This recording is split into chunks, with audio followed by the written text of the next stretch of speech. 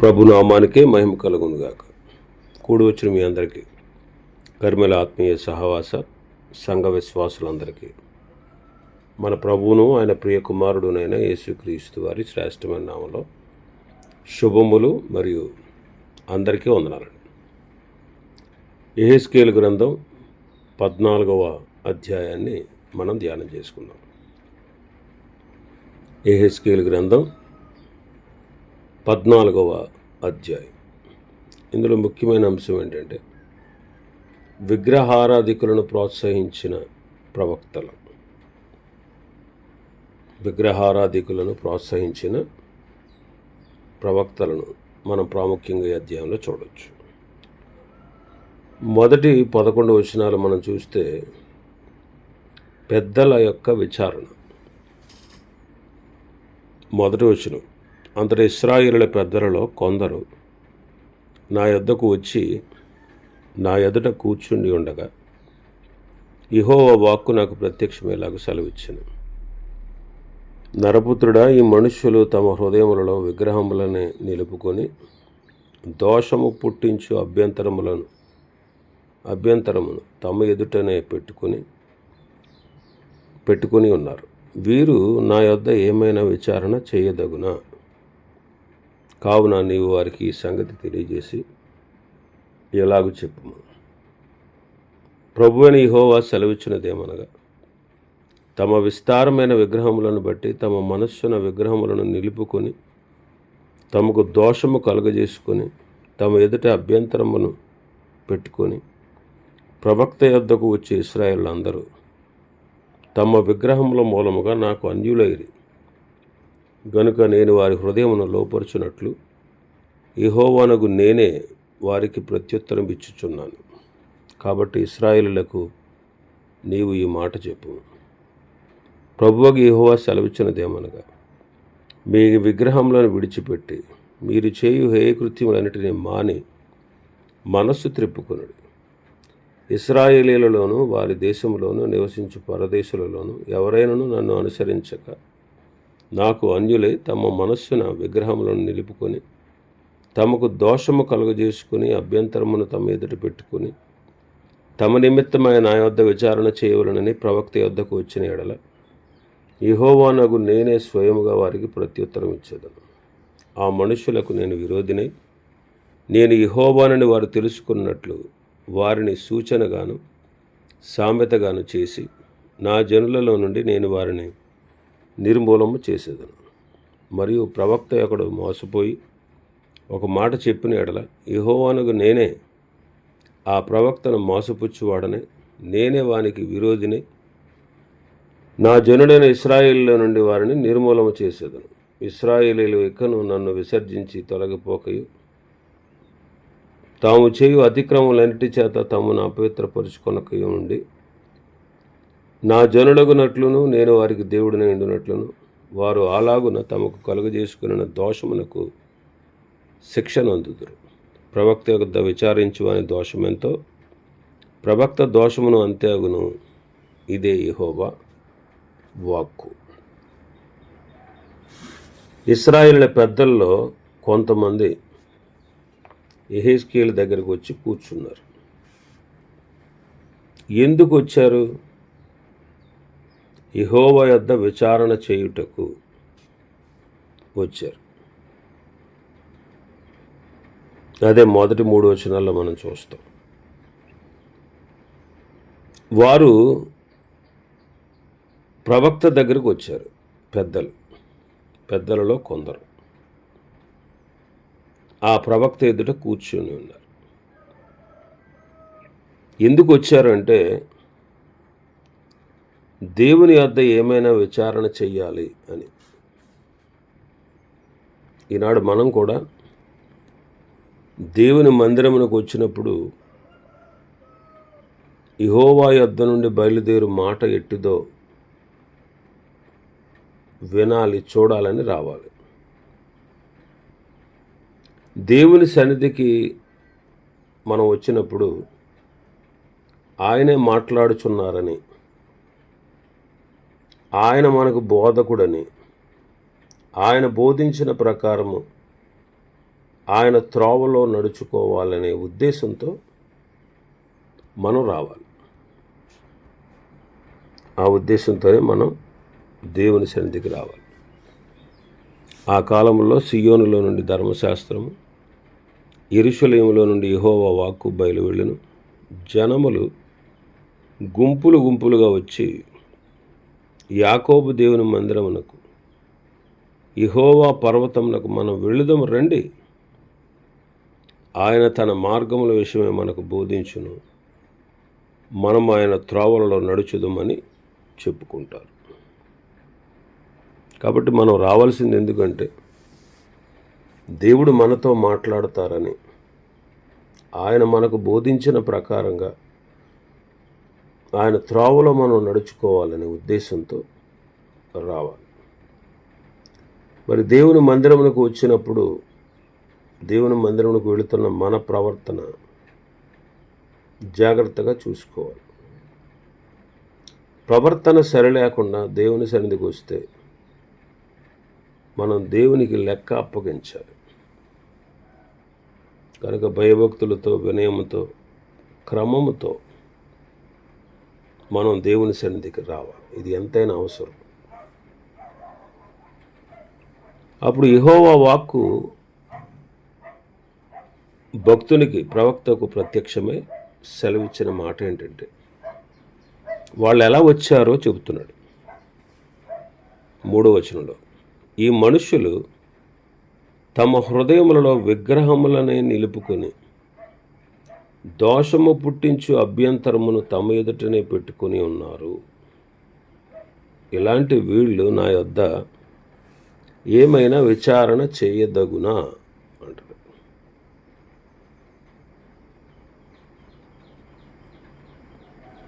వాళ్ళు ఎలా ఉన్నారంటే హృదయాల్లో విగ్రహాలని నిలుపుకున్నారు, పైకి దేవుని యొద్ద విచారణ చేయడానికి వచ్చారు. వారు పూజించుచున్న విగ్రహాలని వారు తమ హృదయంలో ఉంచుకున్నారు. ఈనాడు మన హృదయాల్లో కూడా విగ్రహాలు ఉన్నాయి. అవి తీసివేసుకుని దేవుని సన్నిధిలో మనం ఉండాలి. హృదయంలో విగ్రహం అంటే ఏంటి? దేవుని కంటే మనం దేన్నైతే ఎక్కువగా ప్రేమిస్తామో అదే విగ్రహం. దేవుని కంటే మనం దేన్ని ఎక్కువగా ప్రేమిస్తామో అదే విగ్రహం. ఇప్పుడు దేవునికి చెందవలసిన సమయం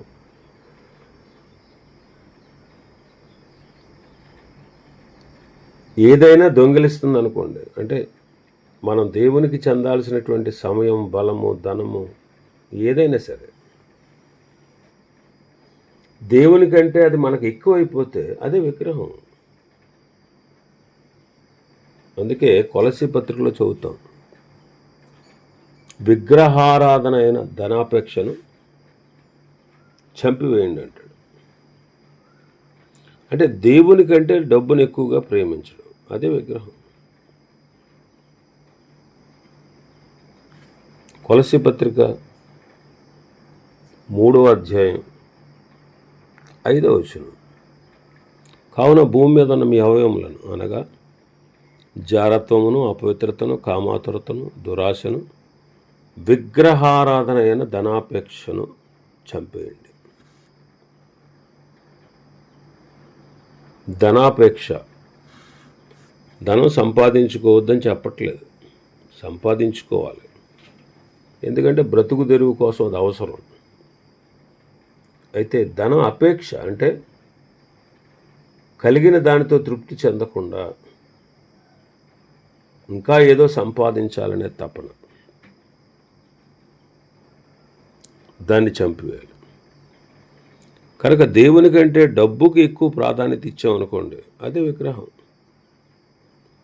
దేవుని కంటే సుఖాన్ని ఎక్కువగా ప్రేమించామనుకోండి అదే విగ్రహం. సుఖాన్ని ఎక్కువగా ప్రేమించడం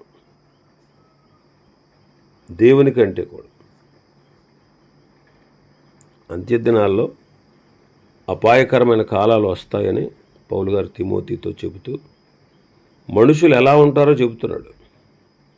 మనుషుల్లో స్వార్థప్రియులు ఎక్కువ ఉంటారు, ధనాపేక్షలు, బెంకములాడువారు, అహంకారులు, దోషకులు, తల్లిదండ్రులకు అవిధేయులు, కృతజ్ఞత లేనివారు, అపవిత్రులు, అనురాగరహితులు, అతిద్వేషులు, అపవాదకులు, అజితేంద్రియులు, క్రూరులు, సజ్జన ద్వేషులు, ద్రోహులు, మూర్ఖులు, గర్వాంధులు, దేవుని కంటే సుఖానుభవం ఎక్కువగా ప్రేమించేవారు. దేవుని కంటే డబ్బును, దేవుని కంటే సుఖానుభవాన్ని ఎక్కువగా ప్రేమించేవారు. ఇవే విగ్రహాలంటే.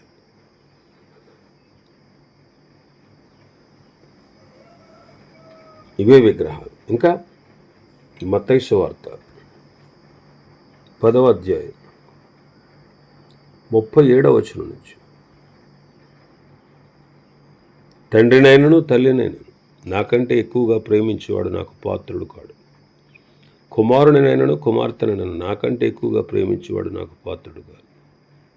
తన సిలువనెత్తుకుని నన్ను వెంబడింపనివాడు నాకు పాత్రుడు కాడు.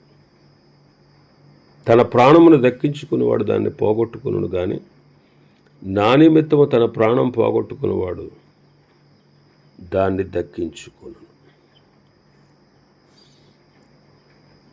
తల్లి, తండ్రి, కుమారుడు, కుమార్తె, అన్న, తమ్ముడు, అక్క, చెల్లి, ఇలా బంధుత్వాలు,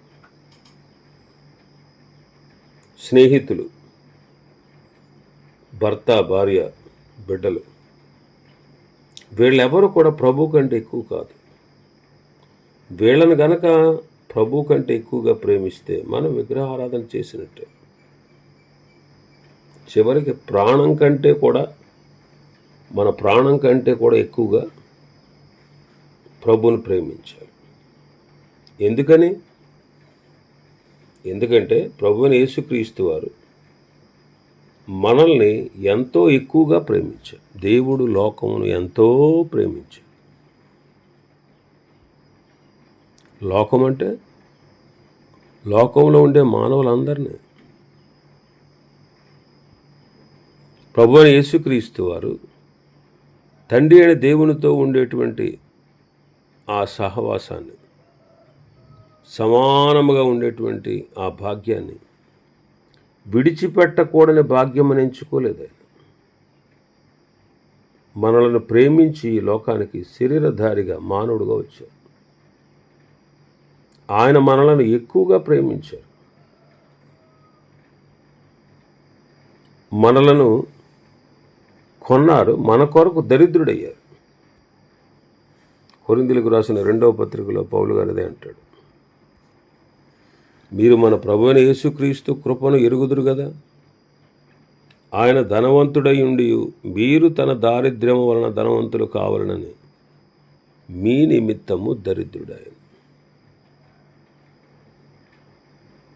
తన ప్రాణం కంటే మనల్ని ఎక్కువగా ప్రేమించి మన కొరకు ఆయన తన ప్రాణాన్ని పెట్టాడు. యెషయా భక్తుడు అదే అంటాడు. 53వ అధ్యాయం 12వ వచనంలో చూస్తే, కావున గొప్పవారితో నేను అతనికి పాలు పంచిపెట్టేదను, గనులతో కలిసి అతడు కొల్లసొమ్ము విభాగించుకొనును. ఎలయనగా మరణము నొందునట్లు అతడు తన ప్రాణమును ధారపోసెను. అతిక్రమములు చేయువారిలో ఎంచబడిన వాడైన అనేకుల పాపమును భరించుచు తిరుగుబాటు చేసిన వారిని గూర్చి విజ్ఞాపనము చేసెను. యోహాను భక్తుడు యోహాను మొదటి పత్రిక 3వ అధ్యాయం 16వ వచనం చదివితే, ఆయన మన నిమిత్తము తన ప్రాణము పెట్టెను గనుక దీనివలన ప్రేమ ఎట్టిది అని తెలుసుకొనుచున్నాము. మనము కూడా సహోదరుల నిమిత్తము మన ప్రాణములను పెట్టబద్దులమై ఉన్నాం. కాబట్టి ఎంతగా మనల్ని ప్రేమించిన మన ప్రభువుని మనం తక్కువగా ప్రేమించడం న్యాయం కాదు. ఆకాశ మహాకాశాలు పట్టజాలని ప్రభు మనల్ని ప్రేమించడానికి మనం ఏ పాటి వారు? ఆయన మనల్ని ప్రేమించడానికి మన దగ్గర ఏ అర్హత ఉంది? మన దగ్గర ఉన్నదంతా కూడా పాపమే.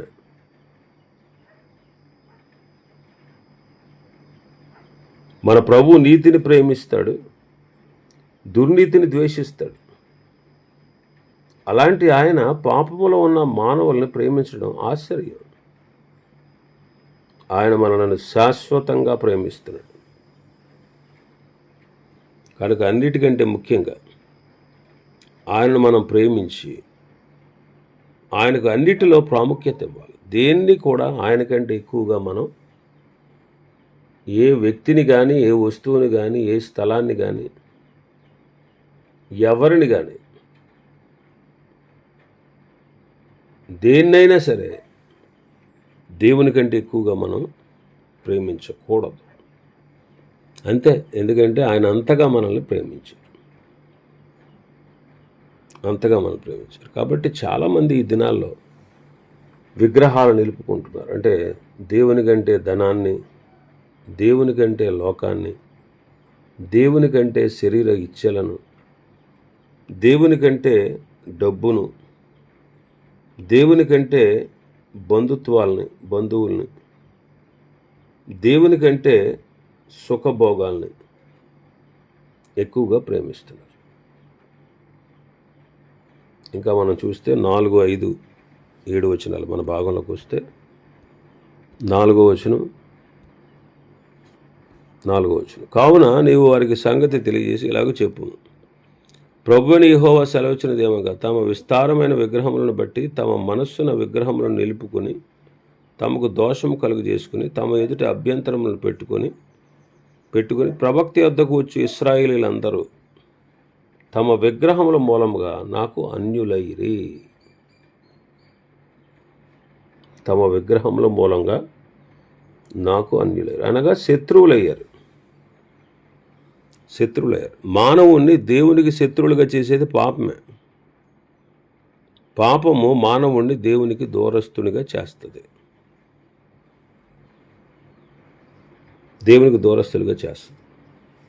అందుకే తమ విగ్రహాల మూలంగా నాకు అన్యులైపోయారు.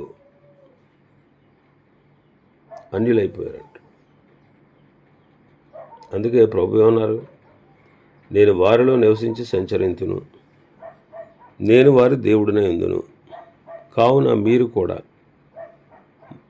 ప్రత్యేకంగా ఉండండి.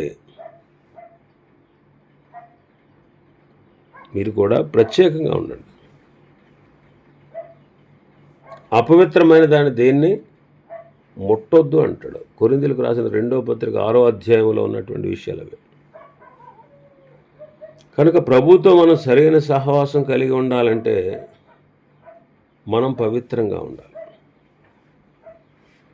ఇంకా 6వ వచనంలో చూస్తే, కాబట్టి ఇశ్రాయేలీలకు నీవు ఈ మాట చెప్పు, ప్రభువుకు యెహోవా సెలవిచ్చినదేమనగా, మీ విగ్రహములను విడిచిపెట్టి మీరు చేయు హేయకృత్యములన్నిటిని మాని మనస్సు త్రిప్పుకోండి. అలా మనస్సు త్రిప్పుకున్న వారి విషయంలో దేవుడు సంతోషిస్తాడు. దేవుడు కోరేది సత్ప్రవర్తన. అలాంటి ప్రవర్తనలో నడిపించేవాడు మన ప్రభువే. ఇంకా 7, 8 వచనాల్లో చూస్తే, ఇశ్రాయేలీయుల్లోను వారి దేశంలో నివసించు పరదేశుల్లోనూ ఎవరైనాను నన్ను అనుసరించక నాకు అన్యులై తమ మనస్సున విగ్రహములను నిలుపుకొని తమకు దోషము కలగజేసుకుని అభ్యంతరమును తమ ఎదుట పెట్టుకుని తమ నిమిత్తమై నా యొద్ద విచారణ చేయవలనని నేను ప్రవక్త యొద్దకు వచ్చిన ఎడల యెహోవానగు నేనే స్వయముగా వారికి ప్రత్యుత్తరం ఇచ్చేదను.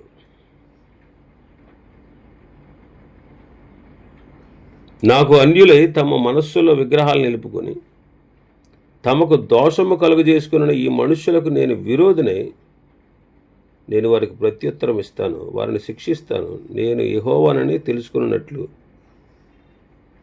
వారిని సూచనగాను సామెతగా ఉండేటట్లు చేస్తానంటాడు 8వ వచనంలో. ఆ మనుషులకు నేను విరోధినై నేను యెహోవానని వారు తెలుసుకున్నట్లు వారిని సూచనగాను సామెతగాను చేసి నా జనులలో నుండి నేను వారిని నిర్మూలము చేసేదను. చూడండి, పరిశుద్ధ గ్రంథంలో ఇశ్రాయేలీయుల జీవితాన్ని మనం చూస్తే వారికి అనేకమైన శిక్షలు సంభవించాయి. ఎందుకో తెలుసా? ఈ యుగాంతమందున్న మనం బుద్ధి తెచ్చుకోవడానికి. ఈ యుగాంతమందున్న మనం బుద్ధి తెచ్చుకోవడానికి. ఈ సంగతులు మనకు దృష్టాంతాలుగా రాయబడ్డాయి అంటాడు. కొరింథీయులకు రాసిన మొదటి పత్రిక 10వ అధ్యాయం 6వ వచనం చదివితే, వారు ఆశించిన ప్రకారం మనం చెడ్డవాటిని ఆశించకుండానట్లు ఈ సంగతులు మనకు దృష్టాంతములుగా ఉన్నవి. చూడండి, కోరహు కుమారులు, కోరహు, దాతాను, అబీరాములు, వాళ్ళు ఏం చేశారు? మోషే ఆహారాల మీద తిరుగుబాటు చేశారు. ఏమయ్యారు? భూమి నెరవిడిచి నాశనమయ్యారు. ఎందుకు? అవి దృష్టాంతాలు అన్నమాట. ఎందుకంటే మనం బుద్ధి తెచ్చుకోవడానికి.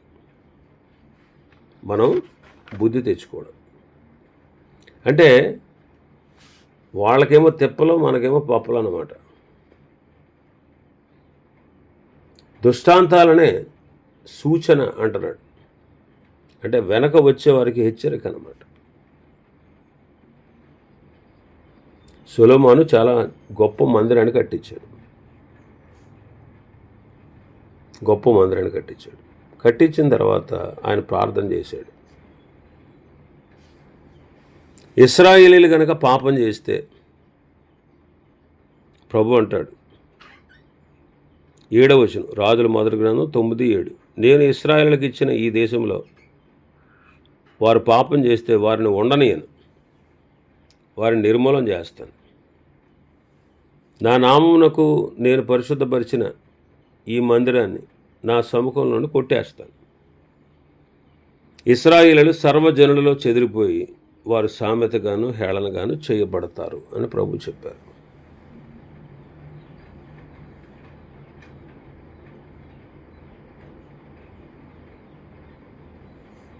కాబట్టి ప్రభు ముందే చెప్పాడు, వారు గనక పాపం చేస్తే ఆ పాపాన్ని బట్టి ఖచ్చితంగా నేను వారిని సామెతగాను హేళనకు ఆస్పదంగా చేస్తాను. ఈ దినాల్లో కూడా అంతే. మనం క్రీస్తుని ఎరిగి రక్షణ పొంది ప్రభు చేత అంగీకరింపబడిన తర్వాత మనం పాపం చేస్తే ప్రభు మనల్ని హర్షించాడు, మనల్ని కూడా శిక్షిస్తాడు. శిక్షించినప్పుడు ఆ శిక్షకు గురై మన చుట్టూ ఉన్నటువంటి విశ్వాసుల మధ్యలో, అన్ని జనుల మధ్యలో, అరే వీళ్ళు ఇలా చేయబట్టే ఇలా జరిగింది అని వాళ్ళని హేళనకు అప్పగిస్తాడు, సామెతగా హేళనగా చేయిస్తాడు అన్నమాట. అది ఆ విషయాన్ని మనం గుర్తించాలి. మరి మన సంఘానికి ఎలాగా ఉపయోగపడుతున్నాము అనే విషయాన్ని మనం గుర్తించాలి. ఇంకా చాలా విషయాలు ఉన్నాయి. ప్రభు చిత్తమైతే రేపటి దినం మరికొన్ని విషయాలు ధ్యానం చేసుకుందాం. దేవుడి వర్తమాన వాక్యాన్ని మన వినికిడిలో ఆశీర్వదించును గాక. ఆమేన్.